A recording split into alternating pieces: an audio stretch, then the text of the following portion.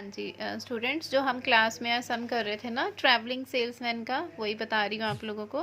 Travelling salesman जो हमने किया था, मैंने सीधा रो रिडक्शन कर लिया, इस सम में कॉलम रिडक्शन कर लिया। मैं आगे से कर रही हूँ। कॉलम रिडक्शन के बाद हम क्या करते हैं, हमने इनको जो है असाइनमेंट देनी है। तो फर्स्ट रो में सिंगल ज़ीरो है, सिंगल ज़ीरो में हमने असाइनमेंट दिया, तो बाकी हमारी जो है वो क्या होगी, कॉरेस्पॉन्डेंट क्रॉस होगी। अब इसमें सिंगल ज़ीरो है तो ये वाली हमारी क्रॉस कोई भी नहीं है। अब यहाँ पे दो ज़ीरो हैं, देखो फर्स्ट रो में, सेकेंड फोर्थ रो में भी टू है, फिफ्थ रो में भी थ्री है।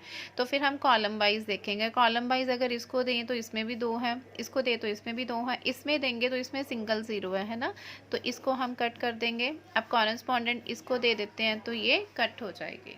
ठीक है, हमारे पास असाइनमेंट आई 1 2 3 4, बट हमें कितनी असाइनमेंट चाहिए 5, तो इट मीन्स अभी हमारा आंसर जो है वो नहीं आएगा। ठीक है, तो अब हमने क्या करना है, इसको वही टिक करेंगे। कैसे करते थे, पहले हमने देखना है जिस रो में कोई असाइनमेंट नहीं है, फर्स्ट रो में असाइनमेंट है, सेकंड में नहीं है ना असाइनमेंट, तो इसके आगे टिक लगाएंगे।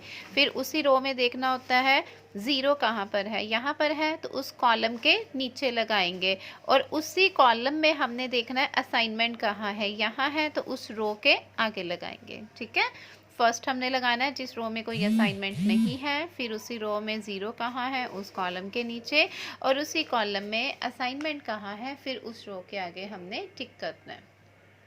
ओके, उसके बाद हमने फिर क्या करना है, इसको लाइंस लगानी है। लाइंस कैसे लगाते थे, जिन रो के आगे टिक है ना उनके आगे कोई, उनके ऊपर नहीं हमने लाइंस ड्रॉ करनी, लाइंस ड्रॉ करनी है जिनके ऊपर आगे कोई टिक नहीं है, रो के आगे। ठीक है, और कॉलम उसके ऊपर करनी है जिसके नीचे क्या था, टिक था। ठीक है, कॉलम वो करना है। उसके बाद फिर हम नेक्स्ट स्टेप करेंगे।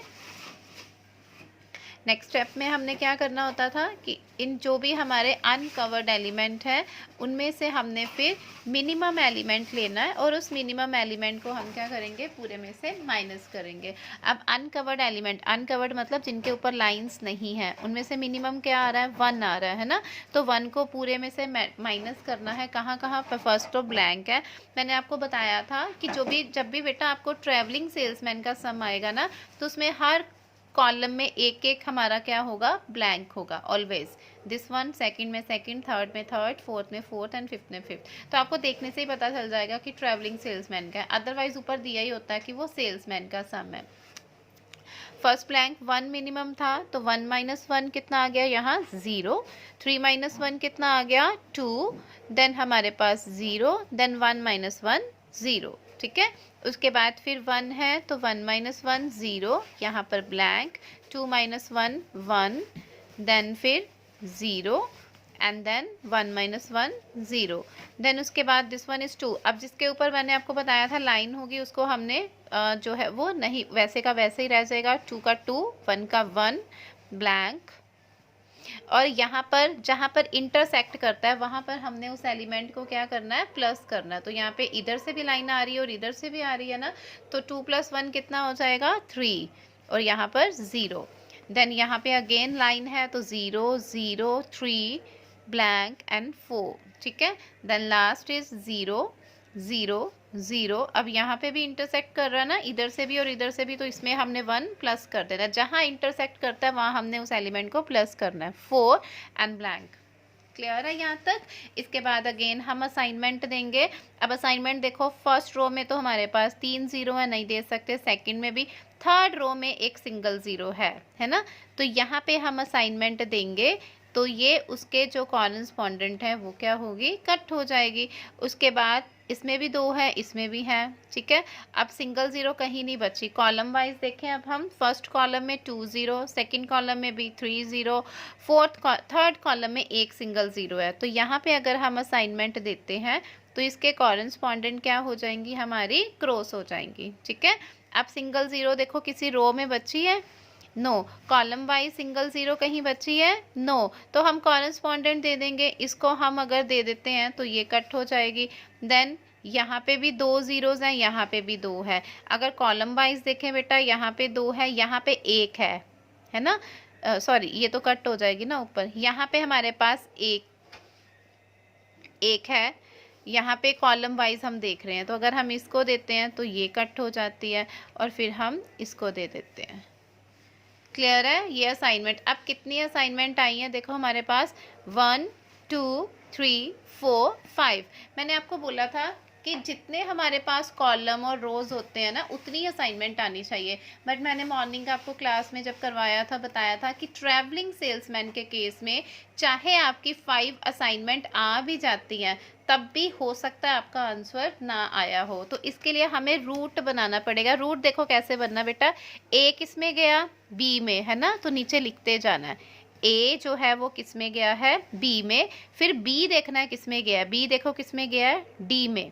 बी गया है डी में, तो अब डी का आगे देखना, डी आगे कहाँ गया, डी गया ए में।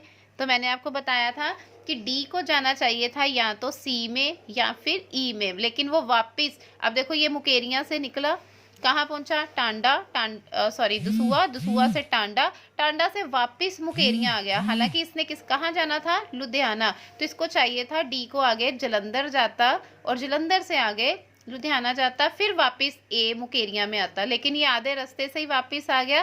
तो इट मीन्स ये हमारा सम अभी कंप्लीट नहीं हुआ। Is it clear? यहाँ पे हमने रूट बनाना होता है। अगेन हम फिर क्या करेंगे, इस मैट्रिक्स को लेंगे, नेक्स्ट स्टेप करेंगे। जब तक हमारा रूट नहीं बनता ना ट्रैवलिंग सेल्समैन में, तब तक हमारा आंसर नहीं आएगा। चाहे हमारी असाइनमेंट आ जाती हैं वो नो प्रॉब्लम, बट जब तक रूट नहीं बनता तब तक, ये सिर्फ रूल एप्लीकेबल होता है बेटा ट्रैवलिंग सेल्समैन के केस में। अदरवाइज बाकी जो सम थे वहाँ पे जहाँ 5 असाइनमेंट या जितनी भी चाहिए उतनी आ जाए तो आंसर आ जाता है। अब हमने इस मैट्रिक्स को ना अगेन लिख लेना है। ये जो मैट्रिक्स था ना दोबारा से, अब यहाँ पे टिक क्रॉस नहीं करना हमने, टिक वाला ये रूल नहीं आना, टिक वाला नहीं आना। अब हमने अगेन यही सेम मैट्रिक्स दोबारा लिखना है, दैट इज ब्लैंक 0 2 0 0। ठीक है, सेम है जो हमारा पिछला था वही इधर, 1 0 0, then 2, then 1, then this, then 3, then 0, then 0 0 3 blank 4, then 0 0 0 4 blank। ठीक है, अब हमने क्या करना बेटा, अब हमने इस स्टेप में जीरोस को असाइनमेंट दे के देखा लेकिन रूट नहीं बना।